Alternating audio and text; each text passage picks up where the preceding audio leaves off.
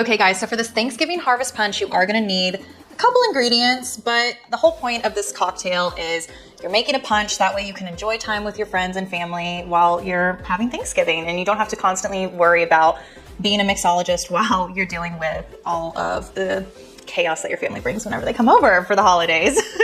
So for this punch, you are gonna need some sugar, some cinnamon, some apple cider, agave, cinnamon sticks, some ginger beer, a few apples, get whatever your heart desires. We have a little bit of a mixture going on over here.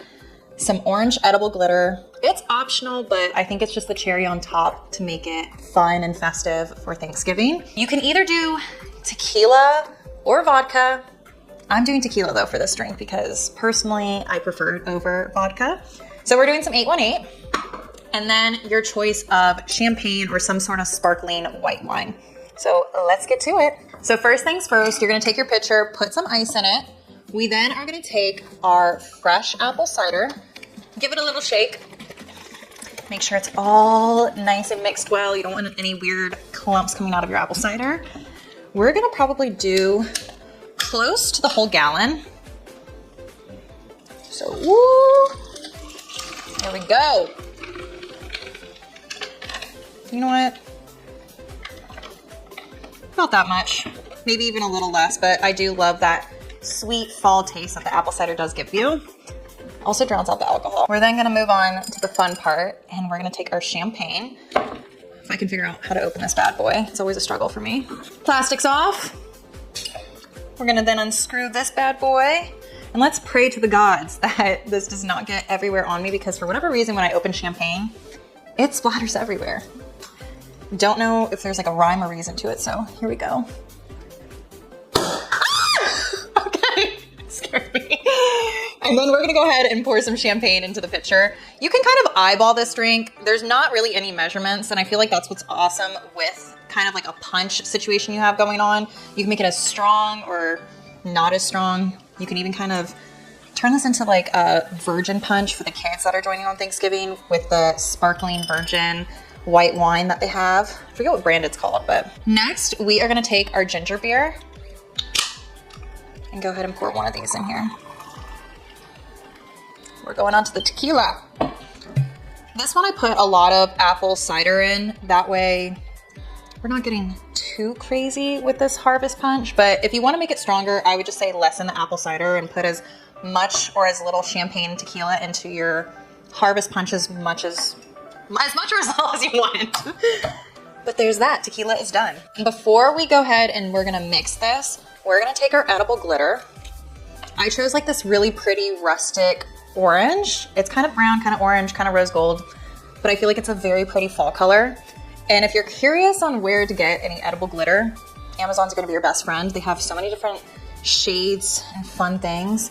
You know what, I'm gonna actually take the whole lid off because I do want a good amount. I want this whole pitcher to be sparkling on the table whenever my family and friends come over for Thanksgiving. This is popped off.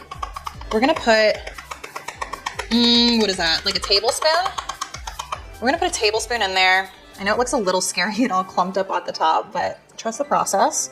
We're then gonna take our spoon and start slowly stirring, and you'll kind of start to see it changing color. Ooh, look how pretty that looks. And stir it for a good amount of time just to make sure it's completely saturated in your pitcher. Stir, stir, stir. And look at that. Nice and sparkly and orange. I think this looks so festive and fun. We're gonna just pop the lid right on it and set this to the side. If you don't wanna do edible glitter, I understand that's not something that you can pick up easily at the grocery store. You could just take a bunch of different colored apples, slice them in here, and it gives you kind of that same harvest, apple-y, fall feel. However, I love the way that the edible glitter looks for this pitcher, so we're gonna leave it as is and not put any apples in it. Plus, the apples really do taste good if you choose to not go the glitter route. They really do taste good once they've soaked in the alcohol a little bit and you get like almost a shot within your fruit. So that's the perk of it. So for the decorating the glasses, we're gonna need 2 little trays. I went ahead and I poured some agave in one tray. We're gonna add a little bit more. And you just want it covering the whole surface of the little plate that you're using. That way it makes it easier whenever you're dipping your glass in.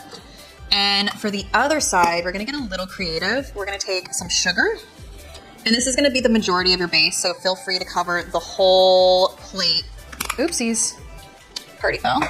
We're then gonna take some cinnamon, and we're just gonna put a few teaspoons in here. Okay, cinnamon sugar is mixed for the most part. We're gonna go ahead now and take our glasses. I love a thick rim on my cocktail glasses, so sometimes I will be a double dipper, but go ahead and put the agave in. I love using agave because I feel like it's a little bit thicker consistency than like simple syrup or even honey.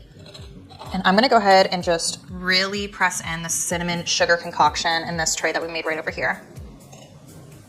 That's just one dip. If you wanna be kind of a double dipper, let's test it out. We're gonna go back in with the agave, and this time I'm kind of just putting it on the tip. I'm not dipping it fully back down in. And then I'm just kind of pressing it in gently.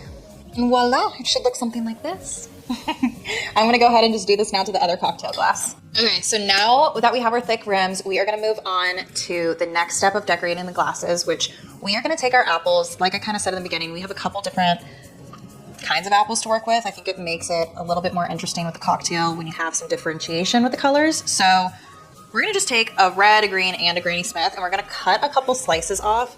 And then we have these cute little fall picks. They have, you know, pumpkin, acorn, some fall leaves, and I'm using 3 of them.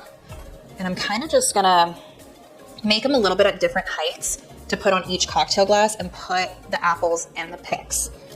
So let's get to it. Starting off strong with the Granny Smith, I'm gonna just cut up a bunch and then play with it. I'm literally just slicing little thin slices. Now on to the green apple. Last but not least, the red apple. Okay, so we're now gonna take our fall picks and we are just gonna play around with it. This is like the creative fun part for the cocktails is I'm probably gonna do these a little bit at different heights. I'm gonna put the pumpkin poking out at the top and then have like the 2 fall leaves next to it. We're then, no rhyme or reason, just gonna load this thing up with the different apples that we just cut up. So I'm gonna get into it. We have a Granny Smith. Now we're gonna do a little bit of a green apple. Should be looking kind of something like this. I know it looks a little crazy, just trust the process. And then we're gonna go ahead and do it to the other little toothpicks that we have going on over here. And same kind of concept. I'm gonna put the acorn on top with the 2 fall leaves on the side, just to make it super festive. I feel like when you're making something as simple as like a harvest punch, where it's kind of like a help yourself moment, it's the little details that count to make the drink so special. So if you do want some like little harvest, Thanksgiving, fall picks, you can get these again. Amazon is your best friend for the little small details. And I'm just going through doing the same process. There's no rhyme or reason, and just adding a bunch of apples onto there. So now we have 2 little apple stacks going on here that we're gonna place in our cocktail. We're gonna put that to the side though for right now. All right, so we went ahead and add some ice into our cocktail glasses. We have our little apple picks made. We're gonna go ahead and now pour our punch into our drinks. However, like I said, if you don't make a super strong punch, which this one's not super strong and you want it a little stronger, I would say leave some room for a little floater on top of champagne. So that's exactly what we're gonna do. So we're gonna go ahead and do a nice pour. Leave a little bit of room for some champagne. We're then gonna go in with our bubbly and put that right on top. So we have our little apple picks. We're gonna go ahead and just plop these little bad boys in here. And then we're gonna finish it off with just a little cinnamon stick. You can either put it on the side like this or plop it in, whatever your heart desires. I feel like it's just nice to add to the fall attire of the cocktail. And there you have it. A Thanksgiving harvest punch cocktail. Now for the moment of truth, the taste test for this Thanksgiving harvest punch. Here we go. Wow. That is so good. I'm gonna be like sitting by the fireplace, all cozied up. I don't know, this is really, really yummy. It tastes like fall in a cup.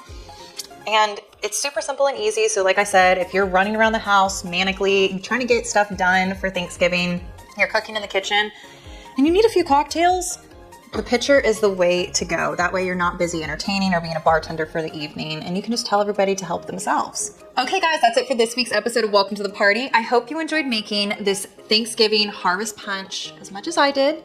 And cheers. Happy Thanksgiving. I'll see you next time.